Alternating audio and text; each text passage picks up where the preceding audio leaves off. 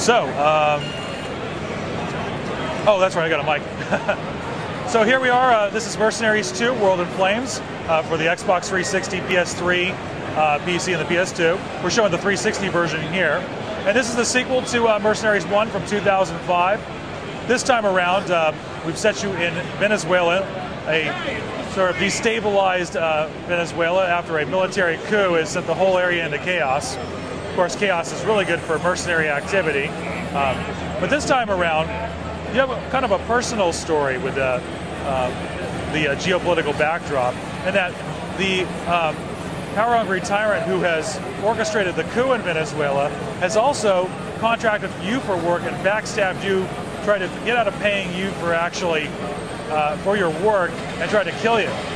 So Mercenaries 2 is the sort of geopolitical situation in Venezuela, this destabilized country. It sets the personal story backdrop of you trying to exact revenge on the main antagonist. So here we are. We're once again, Mercenaries 2 is an open world sandbox action game.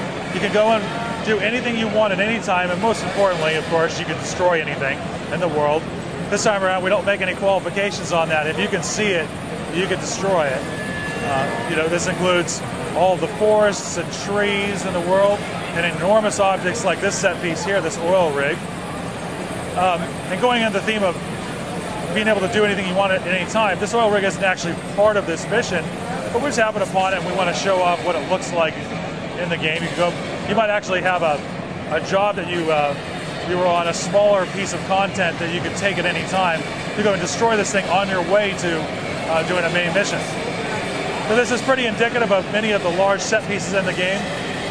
We were able to, with the next generation hardware, we were able to sort of amp things up a lot with the destruction.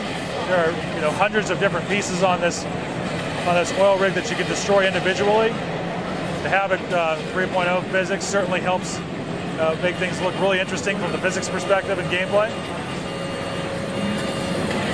This time around, it's one contiguous map. There's no loads between each individual map, so you can go across the entirety of the Venezuelan country if you so desire. There's also a lot of water gameplay this time around. In Mercenaries 1, entering the water would kill you. This time around, there are boats, there are large destroyers, oil tankers, you name it. There's a good example of some of our foliage destruction in the game. There's over 30 weapons, there's over 140 vehicles in the game. Here's one of them. We have a nice semi and a oil tanker here that we're going to put together. Mercenaries is kind of unique in the sense that we're blending the civilian and military worlds together. Most games are either or. We have kind of a nice situation in which we have everything from tanks to semis to sports cars, giant ships in the world. There's just, you name it, we have it represented in the game. We're taking off in this helicopter here. We're going to show you some of our physics-based play. We don't really, this isn't something that's necessarily realistic, but it's fun to do.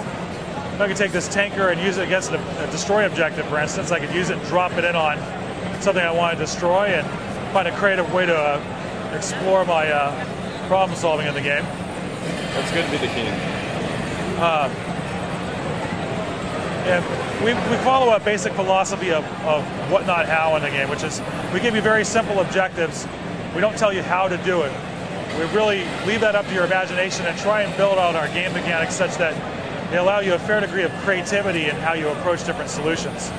So, for instance, with that semi, I could have dropped that on something and destroyed it. So we're heading towards our main objective here. Looking at the map, see where we're at.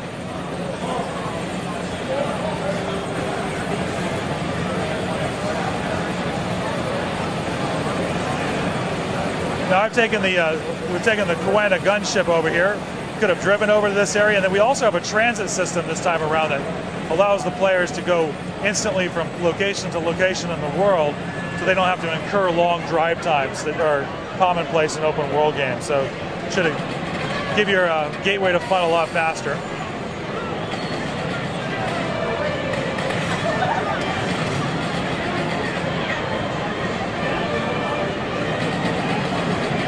So looking at our radar here, we actually see some anti-air jamming. So before we can call in any support, any vehicles, we're going to have to take care of that. Oh, looks like an enemy has actually hijacked our helicopter. We're going to hijack it back using the new grapple mechanic. Every action hijack in the game this time around has an interactive sequence that scales with the actual difficulty of the vehicle itself. You'll see a lot of those in the game. We use that helicopter to find our... Oh!